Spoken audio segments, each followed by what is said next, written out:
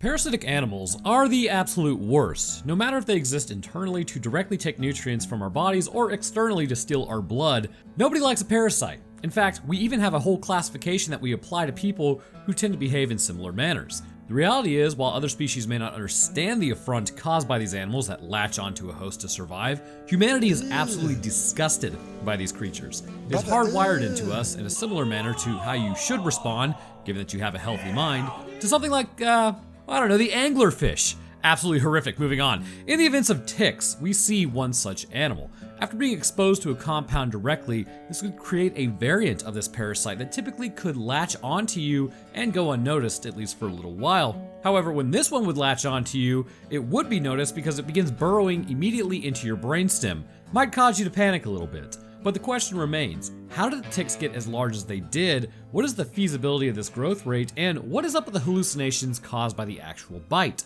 Let's discuss that in today's episode covering ticks, as in the movie from 1993, because it's been alleged that I keep forgetting to put the title in the actual video. But first, this episode is sponsored by Factor. Heading to Factor75.com or clicking the link below and using code Roanoke50, you can get 50% off your first Factor box and 20% off your next box. Warmer, sunnier days are officially here, more so if you're in the South. I have no idea why the Northwest is still cold right now, and to enjoy them, you should be fueling up with healthy, no prep, no mess meals. With 35 different meals and more than 60 add-ons to choose from every week, you'll always have new flavors to explore. Taking only 2 minutes to heat up and enjoy, Factor is cheaper than takeout and much better for you as well. So, as I always say, nothing has really changed. About 3 years ago, Factor approached me for an integration.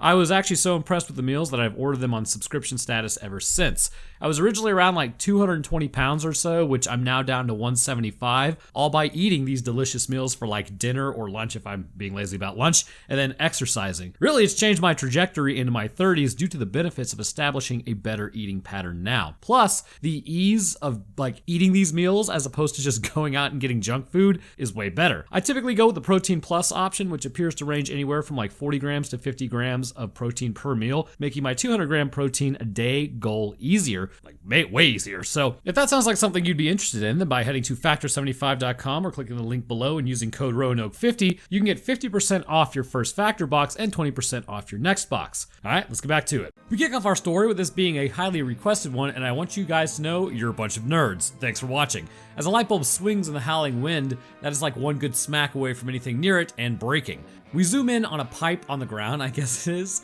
with a noise taking place underneath the dirt. Why is there noise taking place underneath the dirt, you may be asking? Well, ticks will typically lay their eggs within soils.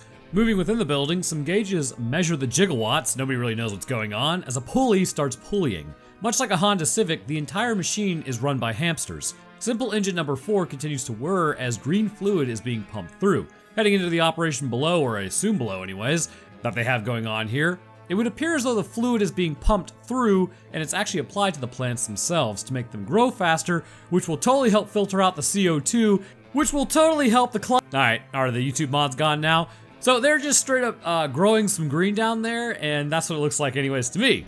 As the steroidal pot juice drops down onto the egg, this evidently is going to change it. Alright then. This actually really isn't too far-fetched, but we'll kind of get there momentarily. So we now jump over to a bridge. Scott Evil gets dumped off by his old man as he drops him off saying, "I'm doing this because I want you to get better." Drop him off at an overpass? Wow, we now have a flashback to when he was lost in the woods looking for his old man. Ah yes, pretty good idea to get him over his fears. Just head to the inner city and leave him at a bridge, with God knows who's nearby. Fantastic thinking, old man. So while Scott Evil has a mental breakdown, a man then throws a basketball telling him that if he misses, he's just gonna straight up get stabbed. Consider the following. Why? Now see, this is why you just don't drop off your kin at just random overpasses. So he makes it the first time and then goes to shoot again, making it a second time, so no stabbing today. Seth then throws the ball back at him as the van arrives. So the director of the Wilderness Project has finally shown up. And no, there was no better location that they could have met up at. This is a totally safe area, don't worry about it. There's no malls, parking lots, or designated meeting areas anywhere else. Parents should feel absolutely secure leaving their offspring in areas such as this. What kind of hack nature person? What is going on? So he meets the rest of the squad as Mr. Stabby is there for the wilderness trip as well. Also, it's so bizarre that they try to make Carlton hardcore in this movie. It's honestly mind-blowing. Anyhow, sensational, thank you for coming. As they begin loading up, oh thank God, Tool with the BMW shows up with A sleeveless vest, no less. Alright, I'm changing my opinion immediately. Cool guy, definitely. What a weird group to be going out in the wilderness together. It's like everybody had to fit a stereotype for them to properly do this. Meanwhile, over at Shady Acres, a man who has never cleaned his coffee maker ends up drinking something, and then checking his machines after hearing something. The hamster must have given up the fight. Kicking it, and then fixes itself as the mystery fluid continues to flow. The steroid pot oil, as it's known, into the wood that's being eaten. As it continues to drop down onto the egg, you have to ask yourself, why would this cause the changes that we're going to see?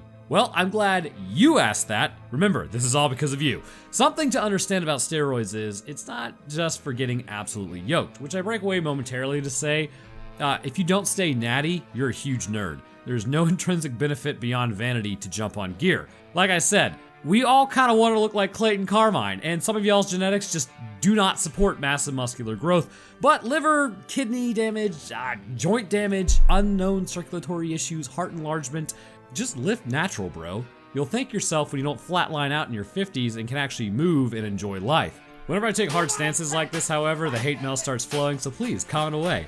Anyhow, it's 3:30 in the morning and I'm on my 4th cup of coffee, so let's get this bread. Steroids, much like in Homo sapiens, has the potential for really any animal that's gonna induce growth beyond the normal confines. This can have severe consequences for that animal that has grown beyond its normal parameters. In some cases, naturally, this is seen in others. It's obviously an induced or intentional choice. In the events of natural, though, take someone like Henry Wadlow. Due to hypertrophy of his pituitary gland brought on by, I think it was a tumor, I believe, he would then go on to reach a height of 8 feet 11 inches or 2.72 meters tall and weigh around 439 pounds or about 199 kilograms for everyone who uses heathen units on this planet. Now, something to note is that because of his larger than normal pituitary gland, his body was constantly being flooded with human growth hormone. Human growth hormone, however, or HGH as it's referred to, is technically not considered a steroid, but a peptide hormone, but the effects are quite similar. As you age through puberty, you will hit periods where this hormone will actually increase, and the epiphyseal plates or growth plates in the long bones will activate, causing you to get taller. These respond to several hormones, but human growth hormone is one of them. Once you have reached your genetic limit, this hormone will decrease along with several other areas of the endocrine system, which in turn will cause you to stop growing. Now, interestingly, these plates can be reactivated to a degree, leading to a second puberty of sorts, but the results are disastrous. Gigantism can actually lead to many issues in terms of physical appearance and how the body operates. Things like nerve damage, for instance, due to this growth increase, is one of the main issues, along with extra pressure on like the heart to pump blood to this large of a body. Basically, you do not want to be almost 9 feet tall. It is not a good time. But steroids, much like human growth hormone, follow a very similar vein. Their purpose is to cause growth within a body by altering the expression of particular genes. This will cause these genes to functionally work overtime, as you can call it. In the desired case with humans, this can cause cells to produce specific proteins within muscle cells increasing size. However, the fluid that is leaking onto the tick sac, tick eggs, appear more comprehensive than just wanting to increase muscle size, and instead, it increases overall body size. So as the van ascends up the mountain, how idyllic. The suspension on the back of that van, though, definitely could use some work. As Scott Evil gets out, he's already spotting the girl that he wants to talk to, and she will not talk to him this entire movie. It's honestly bizarre. Checking the dog, Carlton realizes that his dog has a tick on it. They then burn the tick, as Carlton says smoking will stunt Scott Evil's growth. Short kings rise up. You see, Joker has a rare bone disorder, and it'll probably just end up piloting ships. Alright, so they stopped, right? Like, they just all got out for some reason. They hang out for a minute, and then they just get back into the van to go to town. What was the point? Who knows? That's the fun. Carlton then finds soldier status as steroids and condoms, and at least he's being safe. Heading into the store, of course we get this weird drunk local hitting on teenagers. What an archetype. Other guy then comes over who's likely just as creepy, as then Jerry cements himself as mega creepy, blowing kisses to a pre-adult as she's in the van. Like, bro, please make it stop. Over at the pot operation, Slumlord is listening to the radio as the hamster is still going ham. Testing his bear trap, I guess, something is moving below the pallet, but a lot larger than what would be expected. The pot grower then starts talking about jumbo CDs, and you can CD's jumbo nut. Hearing the hamster squeak, he then finds it's been torn apart by something almost immediately. As he looks rather confused by this, I think we kind of all would. Sweet Jesus, it skitters across the floor. Being startled over this, as any normal person would, he then approaches a small opening between some machines, which no person would, as it launches itself into his face. Why must everyone get their faces so close to small openings? He steps back and then falls into the bear trap like an idiot. See? Like, why would you open up a bear trap in the middle of the room for funsies? What was the goal here? So as he lays there wailing, something then falls to his right as he looks up and sees the eggs falling off the ceiling before it lands on his face. Back over at the van, they decide to stop again before immediately getting back in the van to continue their drive. Nah, just kind of screwing around. Having gotten to the campgrounds, surely there's not a dude with a machete running around. Also, while the dude with abs is swole, the complete lack of shoulders would indicate that there is no gear involved. Just saying. Well, I suppose he is young, or maybe potentially his genes just don't sort of allow for it, but as they head to the cabin, the place looks completely abandoned. Like, man, what a real crapshoot of a place. You have to ask yourself, is this actually really a campground, or did these youngish adults just get straight up abducted? Seth then goes to the closet and starts using his God-given right as a Homo sapiens and pokes the egg sac with a hanger, which, as we all know, is stick adjacent. Piercing it, then leaks all over the ground before they smash the thing that fell out of it. However, some of the larvae appear to have survived. So while that crap is going on, the tick problem is getting worse concerning the eggs. Back at the campsite, Charles over here starts talking about how they're all disassociating. They'll never bond. Like, what kind of crappy experiment is this? Like, again, he fears the group isn't gonna successfully bond despite their antagonist nature, but a lot of them have already been on these nature trips? Okay.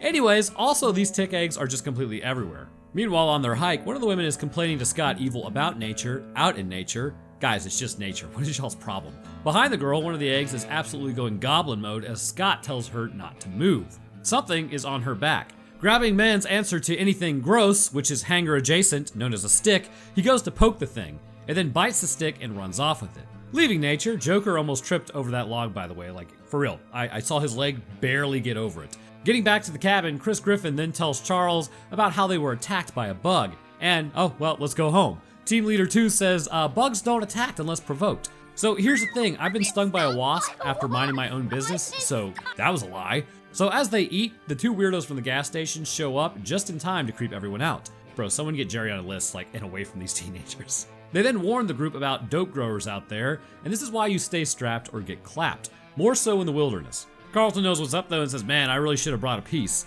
I agree. Back over at the cash croppers operation, he wakes up as something is below his skin. Crawling over to a handheld, he then fires a shot into his own knee to get rid of it. Great times. You totally just blew out your popliteal artery. Enjoy the next minute or so. So the group is just sort of hanging out in the dark, hearing shots go off in the distance, totally not concerned by it at all. At this very moment, also the camp counselors are doing what camp counselors do. And so like, they're getting frisky with the window open, right? And like the pre-adults are assumedly right outside the window starting the fire because when they do light that thing, it blows open the curtains. Like, bro, close the window. What sort of audio voyeurism is this?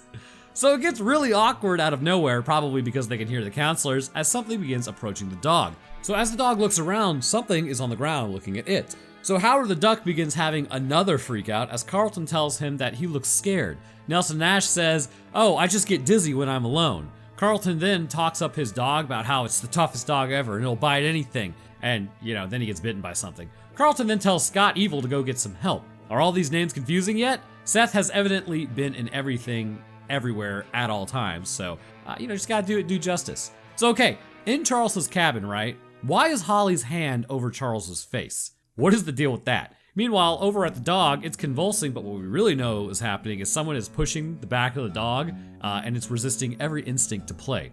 So as Carlton approaches it, he grabs Brutus and then starts walking back with him. Running into Scott and Charles, he tells them Brutus was convulsing and wouldn't move and didn't recognize him. So Carlton has a freak out about this and says, I don't belong here.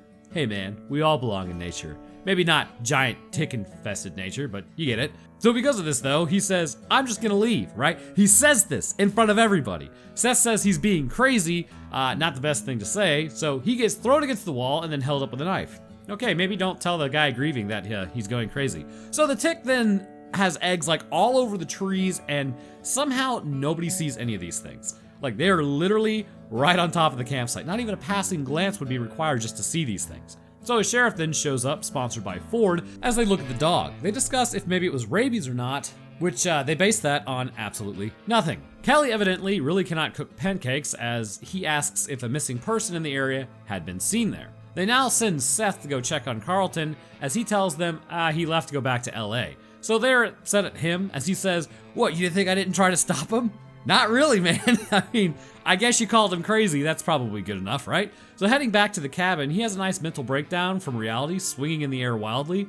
Excellent acting, as Melissa comes to check on him. Hopefully, I'm pretty sure he just wishes she didn't see any of that. So the dad then shows up as she calls her dad an ass, but really, I think he handled that pretty well. So, I mean, there's really just a huge liability issue along with the potential for lawsuits. So I get why her old man would be stressed about this. Charles then says he's gonna go look for Carlton, and he's like, hey Seth, you should come along. Basically, that's code for, hey, you're a bit of a weird kid, stay away from my daughter. It's a classic dad move. Driving through the idyllic countryside, Charles accuses Seth of being scared to be up here, and he tells him about being lost in the woods for a couple days. So while that crap is going on, Carlton is evidently freezing in the middle of the day in the sunlight, while Scott and Charles drive with the windows down. Bit of an odd reaction in the environment, isn't it? Tuesday, isn't it? So, dude, just do some jumping jacks or something. Taking the dog to the vet, she then finds a foreign mass underneath the stomach. Drawing a sample, nothing comes out, and she finds no plasma as it's been drained of all of its blood. Finding some, though, it then gets sucked back in. So at this point, something starts trying to suck in the syringe as well, as blood starts leaking out of it because the tick is starting to emerge. It starts to skitter away, smash it, as then they close the door as it hides as it keeps scuttling around. Gross. Luckily, everyone is completely unaware of how to look for something that is scuttling around on the ground. But finally, they see the thing as it squares up on Seth and goes for his face. Grabbing it, the vet then squishes it and ends my personal nightmare. Damon Baird was right about things that scuttle. Performing an autopsy, she says it's a wood tick. She says it's been covered with something like an herbal steroid, possibly. It was used on the Mary Jane fields to cause them to grow faster. She says the tick bites will numb you, but it can also induce a hallucinatory state. But is that true? Let's find out. So let's start first with why do you not even feel a tick bite in the first place, and why you would 100% feel this tick bite, as it would basically send you into panic mode. When a tick bites you, a very small amount of anesthesia is released into the bite itself to deactivate the nerve signaling. This evolutionary advantage allows for the tick to go unnoticed by the host that it is trying to suck dry. Phrasing. There is a concept that states the tick will burrow into your body past the skin, but actually, its whole intention is to stay within the skin and specifically have access to the blood vessels of the dermis itself. This numbing agent works through a process by deactivating the neuron, preventing it from firing and telling the next neuron that there is an invader. Along with this numbing agent, the tick also releases several other chemicals into the area. An antihistamine will be released to prevent swelling in the area along with an immunosuppressant. This is a twofold issue. The first is that blood will continue to flow to the area unhindered as a result of these cells, like not being able to call for aid effectively and produce that histamine response. This will also prevent the immune system from recognizing the threat, and in turn, responses from the immune cells such as the eosinophils and neutrophils will be quite limited. And this will allow for the tick to feed at its leisure and, on most animals, likely not be spotted. On humans though, it's completely on sight. Like, we love destroying these things. So now, the hallucination is associated with something completely different, which when we see evidence associated with this in a moment, we will jump into that because it's actually rather interesting how this neurotoxin presents in the brain as it's able to move out of the local area of the bite. Now, obviously, with the larger ticks, the reason you would notice it, it's a pretty big bite. It would be extremely painful. I don't know, it'd be like being bitten by like a really large bird or something. You're gonna notice. So back over at Carlton, he starts feeling something in his leg as then he starts beating it down. Grabbing his pocket knife, he then cuts open his pant leg and then starts trying to remove the giant tick. Ripping it off, a piece of it was left over as then it starts moving under the skin. Also, Kelly the actress, because we jumping over to her for a second, had the easiest job ever. All she had to do was sit there and not talk. Amazing. But something to note before moving on is a myth that this movie has seemingly gone with. Tick heads cannot regrow the body or move independently once they have been separated. Instead, the issue that they present is one of infection, as the bacteria all over them is now embedded in your skin. I know I totally just ruined the entire premise here, but there are people out there who think that if you don't remove the head, somehow it's going to reform the body and now it's even deeper in the skin. It's just not true. So Holly now comes out asking if everyone wants to go fishing. Dee says that she has to stay in the shade due to the ozone thing. Man, talk about dated. This is when we still had actually like a hole in the ozone layer. It's pretty wild. Swolger status also declines going as well. So Melissa and Kelly then head out to go fishing as Kelly finally says something. We were like an hour into this movie. No way. Kelly tells Melissa to give Holly a chance as she's not actually a turbo douche like Melissa assumes. Also, Swolger status and Dee snuck off to go do pre-adult things. So with the fishing expedition officially underway, Kelly gets an immediate bite. Ooh, I hope they caught a sheriff. Immersion breaking, really, actually. That never happens. You never get an immediate bite. Not the whole sheriff thing. Kelly then tells Melissa to go into the pond to get the fish. No. Fantastic way to get a brain-eating amoeba or a giant tick attached to your body, or some other third option you'll never see coming. Also, Kelly will not stop talking now. Once you get this gal started, that's it. Pandora's box has really been opened. So approaching the line, they find a random guy in the pond, except it's not just any random guy. It is the sheriff. So if you guessed option 3, congratulations. You might want to go see a therapist. I don't know. Like, why would you guess that? So as they run backwards to hide for some reason, they then find the sheriff's car has been covered up really crappily by a bunch of reeds. See, when you heard all those shots going off the other night, the correct move was to gather everyone up and leave, not continue smashing Holly in the counselor's cabin. Just saying, brother. So at this point, we now head over to the other subplot. Somehow, Dee outran Soldier Status, who was doing that creepy fall, run forward thing. Like, you know when you're like, gonna get laid, and you're like not trying to chase, but you're chasing it. I don't know. Weird, right? It's weird. So she then heads inside a creepy barn where the cash cropper resides. Yes, the cash cropper. Cannot say what it really is on YouTube. Finding the eggs pulsating, these things are reproducing to like ridiculous amounts. And all I'm saying is now would be a very good time to leave. Turning around, she then finds the cash cropper is still alive. He comes at her saying, "Help me," like, "Help me," and just starts giving her the handheld as she trips and falls over. He says, "I'm infested." Like, what are you doing? So one of the ticks then bursts out of his head and latches onto Dee. Definitely won't need therapy for life. God, I love these like corny, campy movies. Anyways, back out in the wilderness, they then cut to Carlton, who has passed out, clearly hallucinating. It's inside of your brain, bro. He's in the streets of LA with the two townies having randomly appeared as they start punching him in his hallucination and in real life. Remember, if you get punched in the head in the hallucination, you get punched in real life. So stomping this man out for the simple fact that he's alive, he then pulls out his pocket knife and stabs Jerry in the leg as he laughs. Not exactly the response that you would expect. Jerry then pulls the knife and goes after him as Carlton then trips the alarm. Jumping onto Carlton, it becomes a scene from Saving Private Ryan momentarily, but Carlton is able to knock Jerry down. And I'm telling you though, Jerry does not have a glass jaw. It's like punching someone in your dream. As Carlton then goes to run though, he then takes a round to the side by Sir, as then a fire breaks out. Nice job. Pulling out the steroids, it's a lot like the green plant in Resident Evil. Carlton eats some in order to become the alpha Chad he always knew he could be, while back over with the Swolger and Dee, he's carrying her out as she is hallucinating the cash cropper from earlier.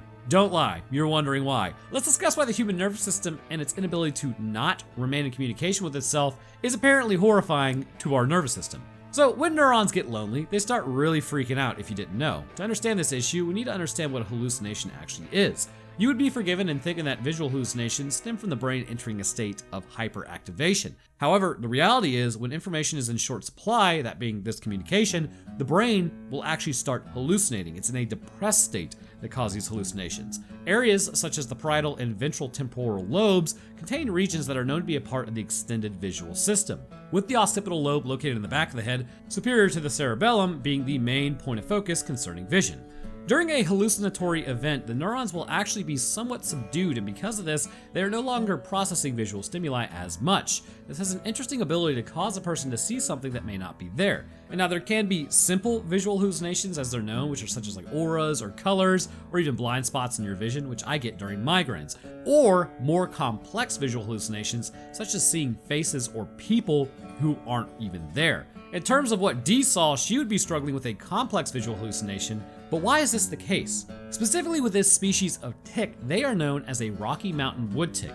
This particular tick is one that is a little more concerning than others. Now, a lot of ticks are known to carry something like Lyme disease, but with this specific species, they also possess a literal neurotoxin. Now, given how small ticks are, their bites are less detrimental, but it can affect the motor pathways concerning nerves. After the tick attaches for about 3 to 7 days, while the exact process of how it interacts with neurons is not fully understood, that doesn't stop humanity from taking a swag at it or a scientific wild-ass guess.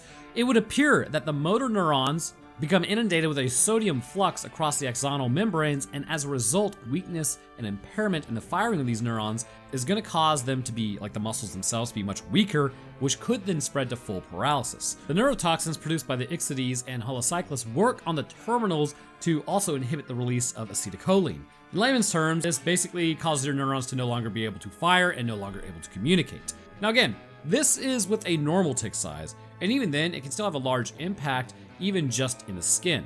The real issue arises in just how these ticks are several orders of magnitude larger than their predecessors. Upon biting Dee, quite a bit of the neurotoxin would be released much deeper into her body, entering the bloodstream. Once transmitted to the brain, this would begin decreasing the brain's effective ability to communicate internally. This in turn would cause that activity to decrease, thus increasing visual hallucinations. It is highly likely decision-making abilities, hearing, and overall movement would be impaired as well, necessitating Swolger status to carry her out of the area. This neurotoxin is also not really a permanent staple. It is known that once removing the tick, as it will still continue to pump this toxin if attached, after about 24 to 72 hours or so, the neurotoxin will be removed from the body by the waste removal systems that we all possess, and you should return back to normal. However, after a bite like this, the amount of neurotoxin the person would be exposed to, prolonged episodes of hallucinations would likely persist for much longer before the body finally gets a handle on it. And this could also just straight up result in the end of a person given how strong this neurotoxin is anyways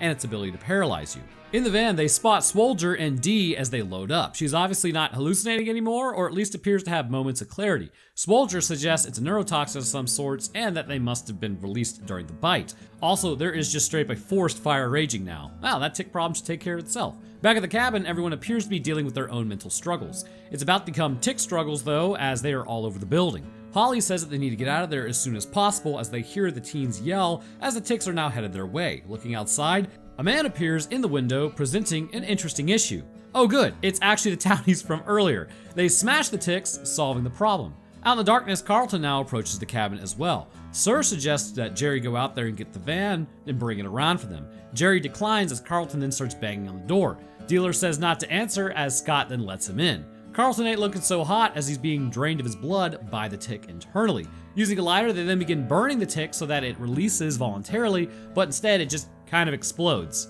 Yes, that's how ticks work. Carlton begins crying about being sorry, I'm not really sure why. His roided up brain don't work so good right now. Finally relaxing though, he appears to just kind of flatline out. They see the bullet wound in his side and then accuse the two men of shooting him. He pulls out a force multiplier as he requests the key to the van. Charles then goes to run for the door or something and then takes one in the hamstring. That's gotta be extremely painful as the situation is now completely foobarred.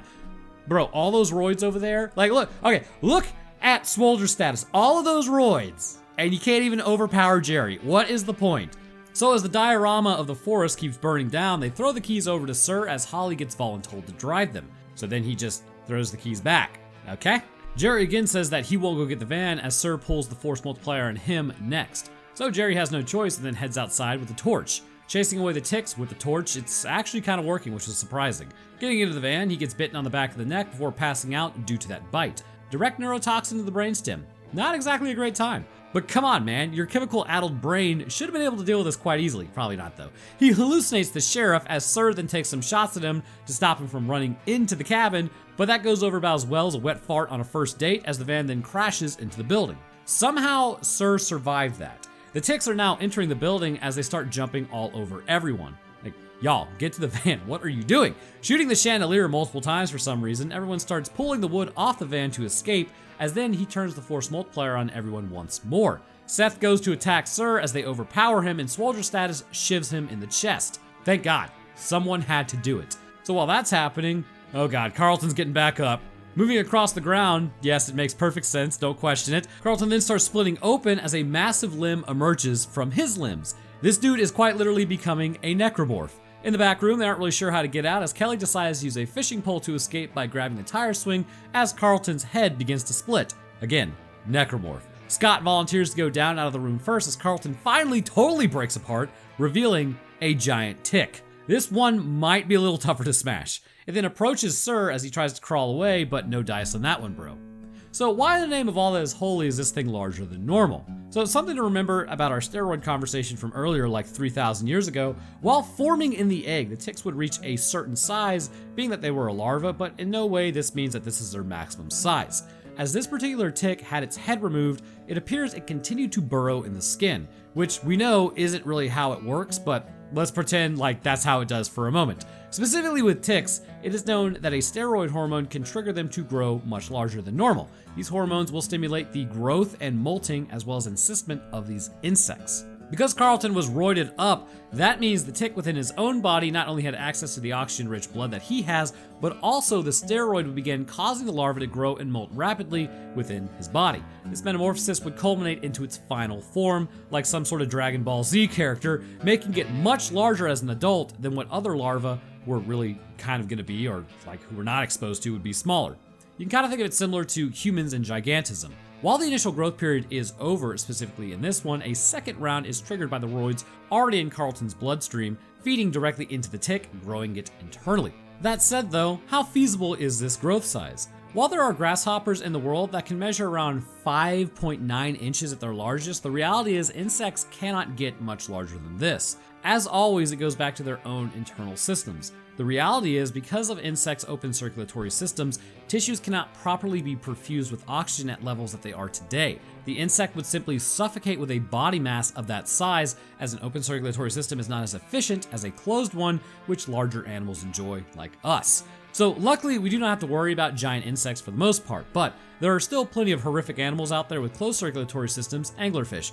Also, you have probably already written the comment by now, so just go ahead and leave it up, because engagement. But ticks are considered arachnids. They have 8 legs, not 6, like insects do. But the premise still stands. Open circulatory system and all that. Okay, so using the tire swing, Scott Evil then swings out and falls to his death. Thus concludes ticks. Okay, so maybe he doesn't fall to his death, but the ticks start swarming him. They yell out that he needs to run, but instead, he then lights a broom on fire and gets them to go away. They continue to explode when exposed to fire. Yes, of course. So he explodes the ones in the vans as well. Also, Jerry, I'm pretty sure, is completely drained of his blood. Pulling the van around, the giant tick has now arrived to say, hey. Swolger then gets grabbed by the tick before he can escape, and again, all those roids and no strength. Why do you even take him in the first place? Stay natty, baby. So it begins attacking him as he's able to hold it back, sort of, as then they send in another burning broom. Seth then chases it off with the fire while Swolger just sits there screaming like an idiot. Like, bro, get up. Seth then helps him out, and okay, it's a bit of a continuity error. See, Seth, being the hero, has to do everything. Everybody else is useless. Somehow, despite Swolger heading into the van first, Seth teleports to the Shadow Realm and then back into our universe to appear in the driver's seat, as then he's told to drive. Why is nobody else taking over driving duty while he was up there doing that? I have no idea. The fire then heads towards the propane tank in a perfect gasoline-fueled line as it blows everything up, adding to the forest fire issue as the van outdrives it. Everyone's pretty jazzed having survived as they head back down the road to a real parasite area, a city. Just kidding, or am I? A random junkyard full of classic cars sits there. My God, it's beautiful. Everyone grab one. We can restore them all. As then it pans to a bus, the bus, that is now in the junkyard for some reason. An egg survives as it drops down from the frame, and then it begins to hatch, and thus concludes Tick for real. So the reality of this arachnid is that it could never really achieve the size that it did at the very end. It would simply suffocate. However, there is some truth to the matter concerning increasing body size. By being exposed to the steroid growth hormone that it was originally used on plants, this could cause the larval size to increase dramatically, which may indicate later, larger adults could form. However, the size of the one that exited out of Carlton's body due to the second exposure of steroids, further increasing its adult size, no. Likely the ones that would naturally reach this adult status, if not for the fire, maybe could potentially be about a size and a half of the larva due to like the oxygen constraints, but not likely it's going to get much larger than that. So all in all, arachnids just continue to get worse. But anyhow, what are you guys for watching? I'll drop my Twitter, Discord, Patreon, and Roanoke Tales channel link, where last week we talked about the disappearance of the Sarah Joe, a boat that went missing where a marine biologist, I know, kind of weird, like that he would want to be a marine biologist. Anyways, the whole point is he searched for the boat with a bunch of other people and they could never find it. So like later on, he then found the ship like 2,300 miles away. It's very strange. There was also a grave dug. Doesn't matter. Anyhow, speaking of patrons, I'd like to thank mine real quick. First, I'd like to thank our astrophysicist, Death's Dancer. Thank you, sir. Next, I'd like to thank our scientist, Chad the Enjoyer of Scientific Explanations of Great Horror Movies, Dakota23, Lucian Dragon, Metric System, and Trash Panda in a Trench Coat. And to the rest of my patrons, I thank you guys as well. Your help goes a long way towards keeping this channel running. It is greatly appreciated. All right, so that's going to do it for me. I hope everyone enjoyed, and I'll see y'all in the next one.